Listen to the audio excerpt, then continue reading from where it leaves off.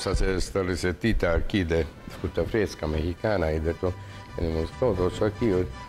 Oh, ¿qué tal? ¿Cómo están, señoras y caballeros? English, yeah. Ladies and gentlemen, welcome to Salt and Pepper at Home with Attilio. We're doing a Mexican recipe here. Why Mexican? It could be Mexican, it could be from many other parts of Latin America, but I had it in Mexico and in Costa Rica. So, in Central America, they would call this una ensalada de fruta fresca con endivia de la Bélgica, which in English means fresh fruit salad with Belgian endive. And we'll go with the ingredients, okay? We have to begin with Belgian endive, which is a sweet type of endive. And then we have a lime, okay? Then we have Fijian apples, okay? We have a phone call who calls me here. And we have also Granny Smith apple. And we have, hello? Hey, Pablo, un minuto, por favor. It's my friend from Mexico. And then this is a Fijian apple, and then we have a golden delicious apple. Un minuto, por favor. Sí, un minuto. Sí.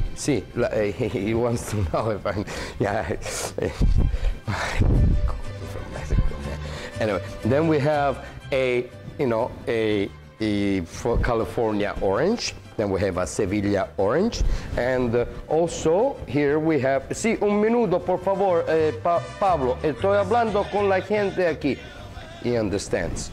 And then we have a type of sauce that's made in Louisiana. Pardon me, I'm sorry, Pablo, but that's all I could find here. Yeah. He says there's all kinds of other sauces all over the world that you can use. In Mexico, they have all this Tabasco and all kinds of local sauces that are good for this type of, yeah. Sí, okay, that's what he was saying. But for the people that do not have this type of sauce, okay, what you can do is, un minuto, por favor, Pablo. It's so you use some tomato juice, okay? And a little bit of white vinegar, okay? And a little bit of white wine, okay?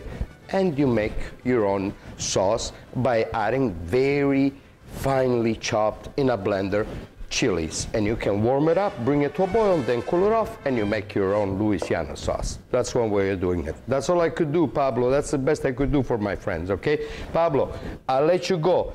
I call you, mañana. Mañana, hasta luego, gracias, hasta luego. Okay, here we are. Oh my God, this is such a nice guy, and he calls me now. And now we go with the procedure. Here, let's put this guy here. I love Pablo by calling me on the show. He's just so anxious. He wanted to make sure that my recipe turned out okay, you know? That's okay. Now, my friends, I'm gonna show you, I showed you all the ingredients, okay? We have this, and there is a little bit of this just for color, and we have a little bit of salt on top, okay? But no pepper this time. But that's okay. That's okay. And we go like that. We get our little apples. Now you're wondering why my apples are nice and white still. There's two little secrets, two things that you can do. You can squish a little bit of lemon over them, or if you use them to bake, you can put a little bit of water and lukewarm water with sugar, so the sugar melts, so the apples, they don't turn black after you take off the skin. Mine, I just soaked them on lemon, but we still have to use a little bit of lime for what we needed, right? We cut our apples. Again, the same method that people have been watching my show, I've been teaching them with, in order not to, see, again, with the apples, I was showing this with the onions last time. Hello. I was showing this with the onions last time, but I'm gonna show it with the apples that are a little bit bigger, okay? See, with this finger here, I hold the apple together, okay? With the middle finger, and with your index, you hold the one that you just cut, you hold it down. And becomes a mechanical thing once you've done it for a few times, right? The way your apple, your onion, or whatever you're slicing doesn't fall apart as you're slicing. Interesting, isn't it? I don't know, I'm just confused. I just say things like that, you know? But they're not true, you see. But as you see, it's still not falling, so there's a little bit of truth on that, okay? And the oranges, you don't have to be so perfect, okay, because then we'll arrange them as we want. We'll arrange them, since we have a small one and a big one. This one put aside for me. This one put aside for me. We have a small one and a big one. We'll arrange them, this one put aside for me. We'll arrange them accordingly, you know, and we go like that. And this one put aside for me. And this one we go like that. Yee-haw! They say over there. Now, my friends, we go with the mechanical procedure of putting it together. And a 1, and a 2, and a 3, and a 4.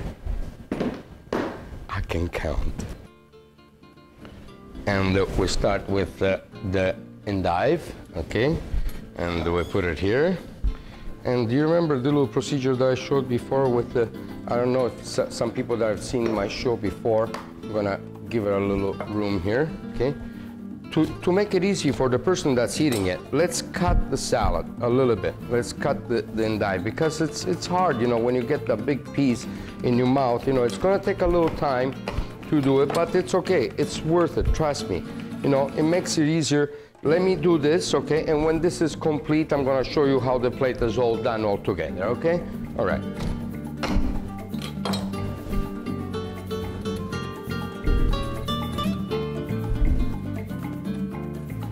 And we start with the endive, okay? And we put it here.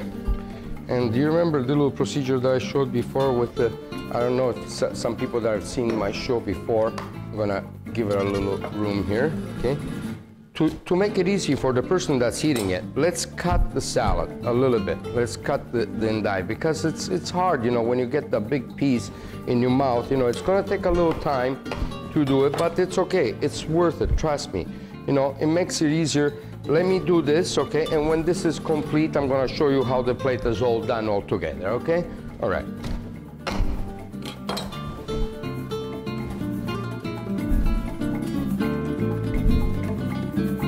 So, you see what I've done?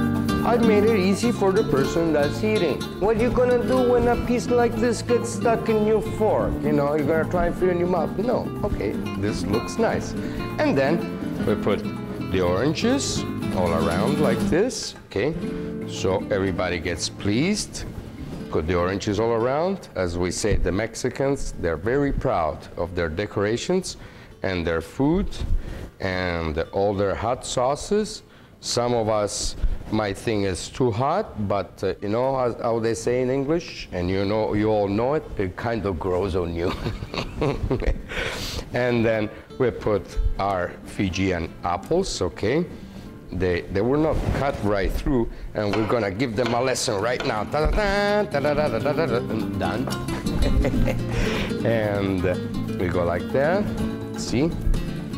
You can use pineapple, you can use bananas, you can use mangoes, you can use kiwis, you can use God knows what, everything. This is the, you know, this is the golden, delicious apples. Beautiful. And finally, we go with the Granny Smith. Okay, we can place them just anywhere, just about, and don't run away from me, just about anywhere, okay?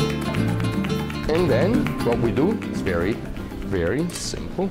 We cut this like that, and we put it here. We squish the whole thing in here. Good boy. That's me, the good boy. That's squishing it nice, okay? Beautiful. And then we just pour it over the whole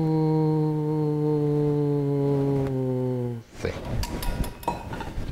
Then we get a little bit of this special sauce, okay? Which as I said, you can make your own.